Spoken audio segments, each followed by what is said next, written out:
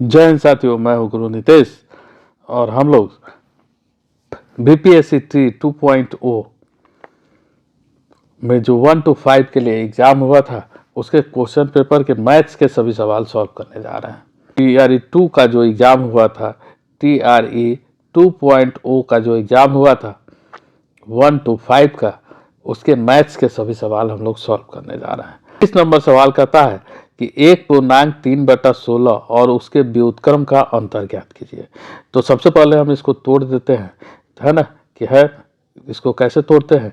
तो इसको इससे 1 से गुना करेंगे और इसमें 3 को जोड़ देंगे, तो यह मिक्स फ्रैक्शन से, मिश्रित भिन्न से, है ना, इम्प्रॉपर फ्रैक्शन में, अनुचित भिन्न में टूट जाएगा। तो 16 एकम 16, 16 3 19, तो ये हो जाएगा 19/16। और इसका अंतर निकालना है इसके व्युत्क्रम का। व्युत्क्रम का मतलब होता है उल्टा, तो ये हो जाएगा -16/19। बस यही काम हमको करना है। तो 16 और 19 का एलसीएम निकालेंगे। तो 16 19 का एलसीएम नहीं निकलेगा तो इन दोनों को आपस में गुना कर देंगे। तो ऊपर में ये 19 बार में कटेगा तो ये हो जाएगा 19 का स्क्वायर और -16 का स्क्वायर। इसका स्क्वायर होता है 361 और 16 का स्क्वायर होता है 256 256 और बटा 16 को 19 से गुना करेंगे, है ना। तो 16 को 19 से गुना करेंगे तो 6 और 9 को गुना करेंगे, 9 6 54, बच गया 5 और इस 6 को इस पूरे 19 में जोड़ देंगे तो 19 6 25 और 25 और 5 30, तो ये हो जाएगा 304, है ना। तो बटा में हो जाएगा 304। अब इसको जब हम लोग घटा लेंगे तो ये आ जाएगा 105 बटा 304। तो यही हमारा आंसर हो जाएगा, जो ऑप्शन नंबर सी दिया हुआ है 105 बटा 304। तो ये हमारा जवाब हो जाएगा। 32 नंबर सवाल कहता है कि a बटा बी का पावर x-1 बराबर b बटा a का पावर x-3, तो x का मान ज्ञात करें। तो हम इसी b बटा a को लिख सकते हैं a बटा b का पावर -x+3। क्यों? क्योंकि a का पावर -m बराबर होता है 1/a का पावर m, या दूसरे शब्दों में अगर हम कहें तो a बटा b का पावर अगर -m होगा तो ये हो जाता है b बटा a का पावर m। तो इसी रूल को हम यूज करके इसको उल्टा कर देंगे तो पावर में क्या हो जाएगा, माइनस हो जाएगा। क्योंकि इन दोनों का बेस हमको समान करना था, मतलब कि a का पावर m बराबर a का पावर n होगा। तो इसका मतलब होगा कि m बराबर n होगा, मतलब अगर बेस समान होता है तो उसके पावर भी आपस में समान होते हैं। तो इसका मतलब हो जाएगा x-1 बराबर -x+3। अब इसको बराबर के इधर भेजेंगे तो ये हो जाएगा 2x बराबर 4। तो x बराबर हो जाएगा 4/2 बराबर हो जाएगा 2। तो इसका आंसर ऑप्शन नंबर बी हो जाएगा, x बराबर 2। सवाल कहता है कि एक फल विक्रेता के पास कुछ सेब थे, वह 40% सेब बेचता है और उसके पास अभी 420 सेब है, तो मूलतः उसके पास कितने सेब थे, है ना। तो मूलतः जब भी किसी के पास कोई सामान होता है तो वह होता है 100%। अब इस 100% में से वह 40% सेब को बेच दिया है, तो इसका मतलब 40% घटा लेंगे तो उसके पास बचेगा कितना, तो 60% सेब बचेगा। 60% सेब बचेगा, प्रतिशत में वह 60% होगा और वैल्यू में वही चीज़ दिया हुआ है 420, है ना। तो इसका मतलब यह 60% बराबर 420 हो जाएगा। इस 60% बराबर 420 हो जाएगा तो 1% बराबर हो जाएगा 420 बटा 60, है ना। 6 7 42, 7 बार में कट जाएगा तो इसका मतलब 100% बराबर हो जाएगा 700। यही आपको आंसर था। आपसे पूछ रहा था कि उसके पास कितना सेब है, तो उसके पास 100% सेब है जिसका वैल्यू है 700। तो ये जो ऑप्शन नंबर ए है यही आपका सही जवाब हो जाएगा। अगला सवाल कहता है कि एक भिन्न जिसका 1/27 से वही अनुपात है जो 3/11 का 5/9 से है, वह बराबर है। तो आप सिंपल सा प्रोपोर्शन का क्वेश्चन है तो आपको पता होगा कि P अनुपात Q प्रोपोर्शन टू R अनुपात S होता है। तो इसको बोलते हैं मीन, इसको बोलते हैं मीन, इसको बोलते हैं एक्सट्रीम, इसको बोलते हैं एक्सट्रीम, है ना। तो मीन गुना मीन बराबर होता है एक्सट्रीम गुना एक्सट्रीम, बस वही कंडीशन हमको यहाँ लगा देना है ना। तो x अनुपात 1/27 बराबर है 3/11 अनुपात 5/9। तो इसका मतलब x गुना 5/9 बराबर 1/27 गुना 3/11। तो 3 से ही कट जाएगा, 9 3 27 है ना, 9 से ये 9 कट जाएगा। तो इसका मतलब x बराबर हो जाएगा 1/55, x बराबर हो जाएगा 1/55। तो सी नंबर जो ऑप्शन होगा वह सही जवाब होगा। सवाल कहता है यदि साधारण ब्याज की वार्षिक दर से 10% से बढ़कर 12.5% हो जाती है तो एक आदमी की वार्षिक आय 1250 रुपये बढ़ जाती है, तो उसका मूलधन क्या होगा, है ना। तो पहले उसको ब्याज मिलता था 10%, अब उसको ब्याज मिल रहा है 12.5%। तो इसका मतलब ब्याज में चेंज कितना है, 2.5%, और इसी 2.5% के कारण उसको 1250 रुपये मिल रहा है ना। तो इसका मतलब कि इसको हम लोग लिख देंगे 2.5, 2.5% का मतलब 2.5% बराबर 1250। तो 100% बराबर हो जाएगा 1250 बटा 2.5 गुना 100। तो ये इसको जब काट कूट करेंगे तो ये 50,000 रुपये आ जाएगा। तो इसका मतलब हमारा जो ऑप्शन नंबर बी है ये हमारा सही जवाब हो जाएगा। अगला सवाल हमारा कहता है कि एक वृत्त की परिधि एक वर्ग की परिधि के बराबर है तो इनके क्षेत्रफलों का अनुपात क्या होगा। ठीक है, तो हम मान लेते हैं कि वृत्त का जो त्रिज्या है वह हो गया है r, और वर्ग का जो भुजा है वह है a। तो वृत्त का परिधि होता है 2πr, है ना, और वर्ग का परिमाप होगा 4a। दोनों आपस में बराबर है, इसका मतलब 2πr बराबर 4a। अब 2 दूना 4 ये कट जाएगा, तो इसका मतलब r बराबर हो जाएगा 2a बटा पाई। अब इनके क्षेत्रफल का अनुपात निकालना है, तो पहले हम लोग वृत्त का क्षेत्रफल निकाल लेते हैं जिसका त्रिज्या r बराबर है 2a बटा पाई। तो इसका क्षेत्रफल क्या हो जाएगा, तो पाई r स्क्वायर हो जाएगा। तो r का वैल्यू 2a बटा पाई है, तो pi into 4a square by pi square हो जाएगा, है ना। तो पाई से एक पाई कट जाएगा, तो ये आ जाएगा 4a स्क्वायर बटा पाई। ठीक है, अब हम लोग वर्ग का क्षेत्रफल निकालेंगे, तो वर्ग का क्षेत्रफल होगा a स्क्वायर, है ना, a स्क्वायर। तो 4a स्क्वायर बटा पाई अपॉन a स्क्वायर। तो इसका मतलब ये हो जाएगा 4 बटा पाई इंटू ए स्क्वायर, ऊपर में a स्क्वायर है, a स्क्वायर से a स्क्वायर कट गया, तो ये हो जाएगा 4 बटा 22 गुना 7। तो ये 2 दूना 4, 11 दूना 22, तो ये हो जाएगा 14:11। और 14:11 आपको ऑप्शन नंबर सी में दिख रहा है 14:11, तो यही इसका सही जवाब हो जाएगा। अगला सवाल कहता है कि एक घन का आयतन घन सेंटीमीटर में कितना है यदि उसका विकर्ण 4√3 सेंटीमीटर है।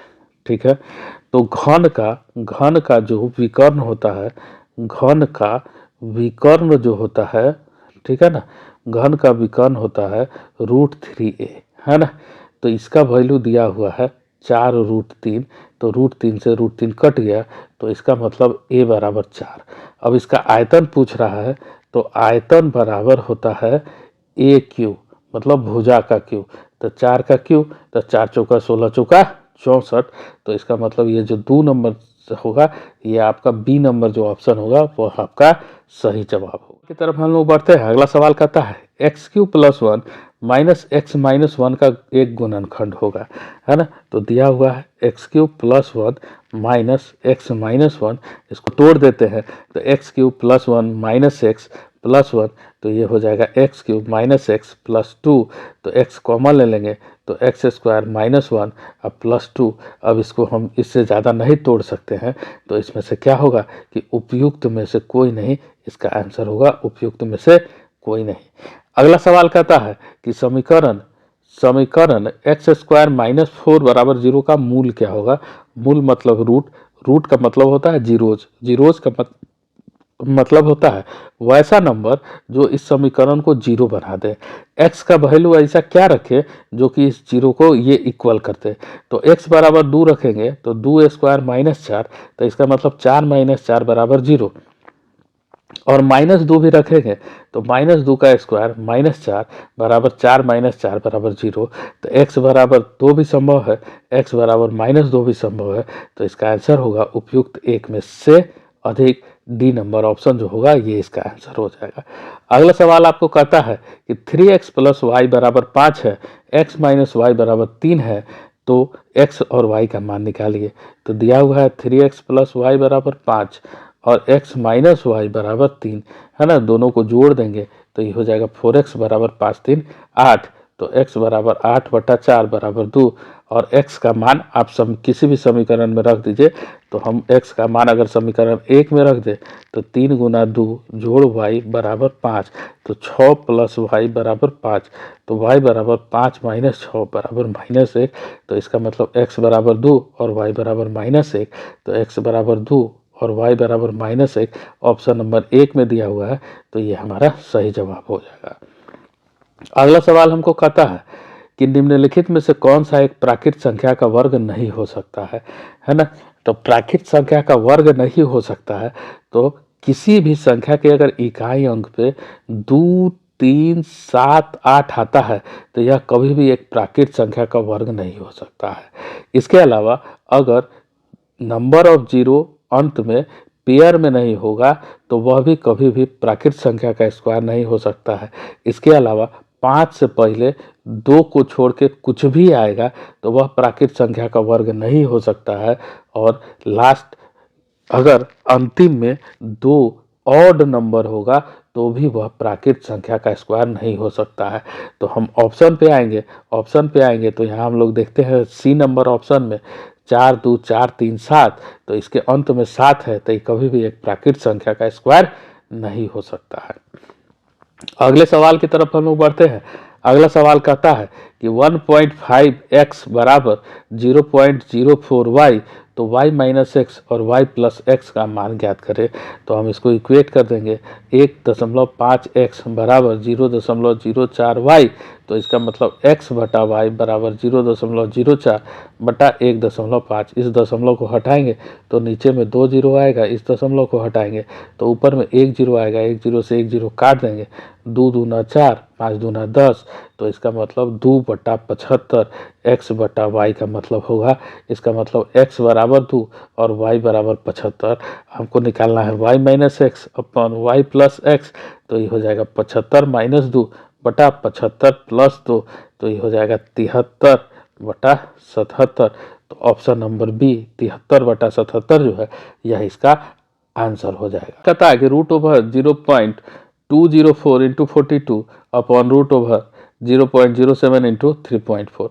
तब देखिए ऊपर में 3 अंक के बाद दशमलव है, नीचे में 2 और 1 3 अंक के बाद दशमलव है, तो दशमलव सारा खत्म हो जाएगा, 3 अंक हो जाएगा। अब इसको हम लोग काटने का प्रोसेस करेंगे तो 7 से 6 सत्ते 42 कट जाएगा, 3 दूना 6 है ना, 17 दूना 34, 17 से काटेंगे तो 12 12 में कट जाएगा, 12 तिहाई 36, तो रूट अंडर 36 हो जाएगा जिसका मान 6 होता है। तो ऑप्शन नंबर सी जो है वो हमारा सही जवाब हो जाएगा। अगला सवाल कहता है कि यदि y का x% 100 है और z का y% 200 है तो x और z के बीच में संबंध ज्ञात कीजिए, है ना। तो इसका मतलब y गुना x बाई 100 बराबर हो जाएगा 100, तो इसका मतलब yx बराबर 10,000। ठीक है, उसी तरह से z का y% 200 है तो इसका मतलब zy बराबर हो जाएगा 20,000, है ना। अब आपको x और z के बीच संबंध चाहिए तो इसको आप इक्वेशन 1 मानते हैं, इसको अगर आप इक्वेशन 2 मानते हैं तो 1 को 1/2 जब आप कीजिएगा तो yx अपॉन zy बराबर 10,000 बटा 20,000 आ जाएगा। तो y से y कैंसिल हो जाएगा, ये 2 बार में कट जाएगा, मतलब x बटा z बराबर 1/2, तो z बराबर हो जाएगा 2x, z बराबर 2x। ऑप्शन नंबर बी जो है यह इसका आपका सही जवाब हो जाएगा। अगला सवाल आपको कहता है कि एक समबाहु त्रिभुज की ऊंचाई 10 सेंटीमीटर है तो उसका क्षेत्रफल क्या होगा, है ना। समबाहु त्रिभुज की ऊंचाई अगर 10 सेंटीमीटर है तो इसका क्षेत्रफल क्या होगा, तो आपको पता है कि समबाहु त्रिभुज का ऊंचाई होता है √3/2 गुना भुजा, बराबर होता है आपको समबाहु त्रिभुज का ऊंचाई, है ना, ऊंचाई होता है। तो इसका मतलब कि √3/2 गुना भुजा बराबर दिया हुआ है 10, तो इसका मतलब भुजा बराबर 10 दूना 20/√3 और समबाहु त्रिभुज का क्षेत्रफल बराबर होता है √3/4 गुना भुजा का स्क्वायर। तो ये हो जाएगा √3/4 गुना 20/√3 गुना 20/√3। तो √3 से √3 कट जाएगा, 4 पच्चे 20, यानी 20 पच्चे 100, 100/√3 जो होगा यही आपका जवाब हो जाएगा। तो 100/√3 वर्ग सेंटीमीटर स्क्वायर, सी नंबर जो है यह आपका सही जवाब हो जाएगा। अगला 46 नंबर सवाल कहता है कि निम्नलिखित में से कौन सा एक पद है, मतलब इसके बीच में प्लस माइनस का साइन नहीं होना चाहिए। तो ऑप्शन नंबर ए जो है यह एक पद है। तो ये सारा सवाल है ना, ये 16 सवाल आपको बीपीएससी टीआरई 2 में 1 to 5 में आया था मैथ्स का। तो इसको आज हमने सॉल्व कर दिया। अगले वीडियो में हम लोग किसी दूसरे बीपीएससी ट्री के किसी दूसरे एग्ज़ाम के सवाल को सॉल्व करेंगे। तब तक के लिए धन्यवाद। अगर चैनल पर नए हैं तो आप ज़रूर से ज़रूर हमारे चैनल को सब्सक्राइब करें। Thank you.